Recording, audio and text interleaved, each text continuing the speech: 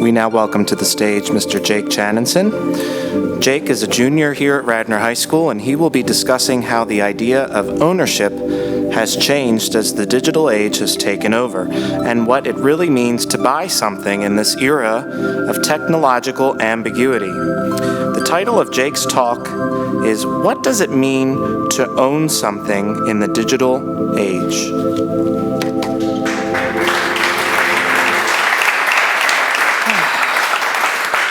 Good evening. In this hand, I own a physical book. In this hand, on this iPad, I have the exact same physical book, but in ebook form. So, on Amazon.com, both of these books are $8.99. The only difference is, do I click the buy on Kindle, buy mass market paper book? What's the difference? Well, with this book, I can change the font size, I can change the font type, I can change contrast, I can highlight things for instant access to dictionaries, thesauruses, and future reference. That's all very convenient for people who have visual impairments. The physical book does not have such abilities. After all, it's, paper book. However, with this physical book, I can lend it to a friend. I could rent it out to someone. I could even sell this book. Heck, if I wanted to, I could light it on fire. Don't light your books on fire. Bad idea. So this book clearly has some advantages that this book doesn't. For this book, I cannot sell it. I cannot rent it. Depending on where I bought this book, I can't even lend it off to a friend. Just a side note for you people, if you bought it on Nook, back when that was a thing, you could lend it out, but now if you buy a digital book, no such luck. So, back to the off the tangent here. This book here, I can't even lend to my kids. When I die, this book they will inherit. When I die, legally, they will not inherit this book. This book goes to the grave with me. Another example, I happen to enjoy watching videos. As such, I've bought a couple things on Amazon.com, and to buy something on Amazon.com, like any other digital service, you need to agree to a terms of service. So, for Amazon's terms of service, there's a really fun clause that says, Amazon grants you a personal, non-exclusive, non-transferable, non-sub-license license. Non-transferable. When I die, that video that I bought goes with me. A more tangible example for you. Students in 10th grade, some of them read the book Animal Farm. In 2009, Amazon had a licensing dispute for whoever owned the estate of Orson Welles, and their books were taken from them. No one's going to my house and taking my personal copy of Animal Farm. Yet, if I decided to opt for the digital version, again, same price, you'd have that issue. Moving on, you have other limitations with digital content. Have you ever hypothetically bought a DVD, and maybe you wanted to put that DVD on your iPad or your iPhone or whatever digital device you want? You try put it in your computer, you click copy, but nothing happens. Maybe you bought an ebook on Amazon.com like I did for this presentation, and I wanted to read it on my Kobo, competing ebook reader. Again, I click copy on the file. Nothing happens. Something that may hit home for the younger kids in the audience, if I bought a $60 video game, hard-earned money, I go home, plug it in my system, or download it from Steam, depending on how you like your video games, you get a little message and it says, this game cannot access the authentication server and therefore is unable to be played. Why is that? I paid $60 for this game. Should I not be able to play it? Well, in a word, all these three things have one thing in common, and it's called DRM, or Digital Rights Management. And to the consumer, DRM means I cannot use my content when I want it, how I want it, where I want it. There are limitations to what I can do and how I can do that. So before me, we've had 4 really awesome talks. So why would I bring this up? After all, everyone uses digital stuff. This should be common knowledge. Well, in my hand here, with my ebook, is a school-issued iPad.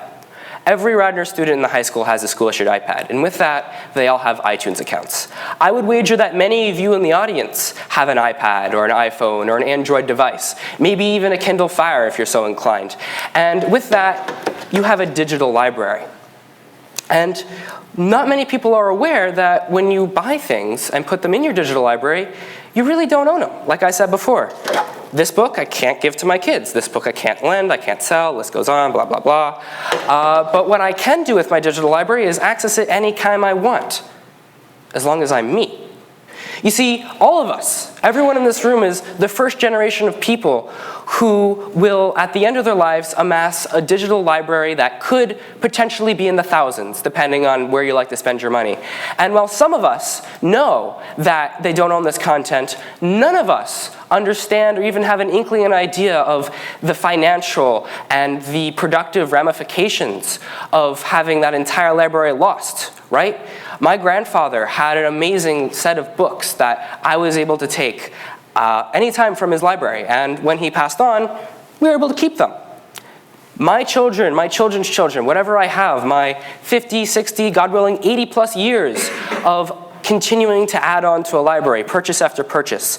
I want this book, I want that song, that looks like a really cool magazine, and before you know it, I have a library valued in the tens of thousands. When I die, that library loses access. Think of it like this. Many of you may have kids, and if you do, you obviously don't give a 5-year-old an iTunes account. So what do? You take their device, you put it on your iTunes account. A couple years go by, they're like, I want this song. Or possibly, I'd like to buy this app. This app is a sleep app, and it helps me measure my sleep. That sounds interesting. I'd like to use that in my everyday life. However, at a certain point, for me, it was 10th grade when I got this iPad, I have to have my own account and own my own content. And that presented an issue because my 5, 6 years of purchasing content suddenly no longer was mine. It was on my parents' account. And although I paid my money that I earned one way or another for that content, there is no way for me to retain that. I had to repurchase all my apps, including that really awesome sleep app. So it's really easy for me to stand up here and shake my fist at some nebulous concept like a company or the government and decry that content's going down the drain, DRM is evil, and we all have to stand together and riot. I don't know, probably not. However, like any issue that is worth considering, there is more than one viewpoint. So let me start over. Here in my hand, I hold a book. This is my book.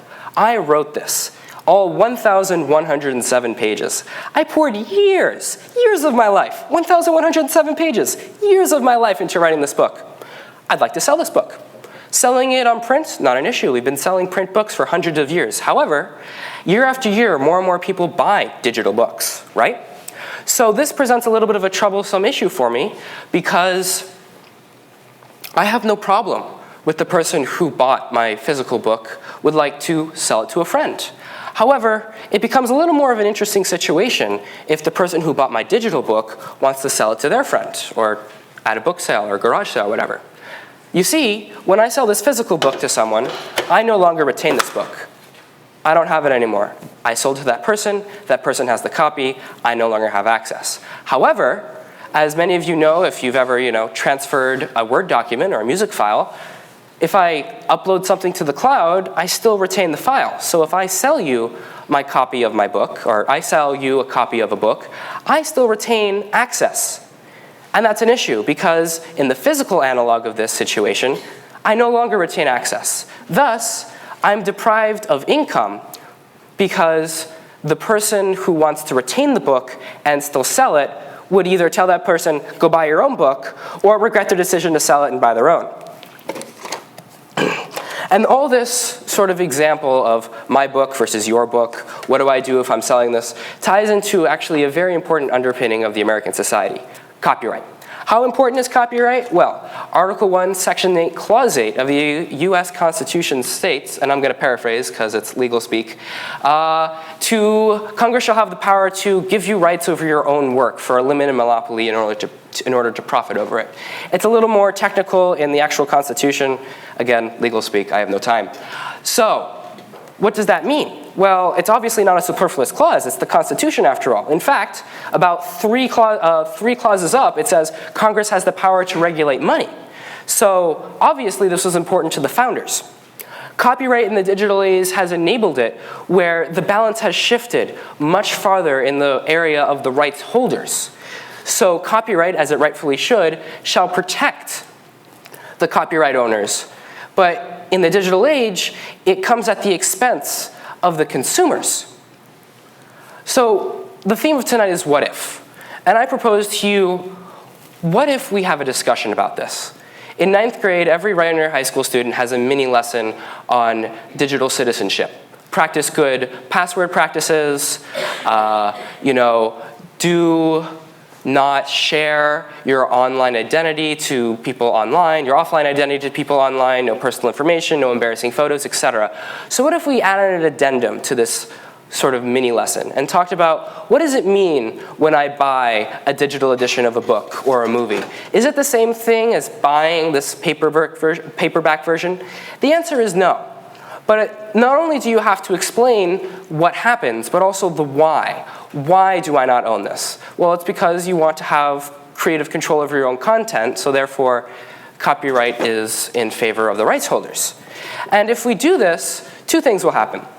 First and foremost, we have a groundwork for a discussion. There are 27 amendments to the Constitution. Laws are meant to be changed. They're not written in stone. Right?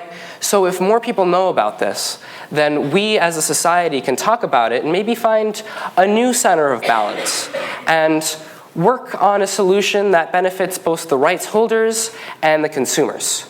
And the more immediate and far more important outcome of talking about this sort of thing is when you look online and you see buy to whatever digital content you're buying, you'd understand that that word buy doesn't mean buy in the traditional sense. Instead, you think of it more as rent now. Thank you.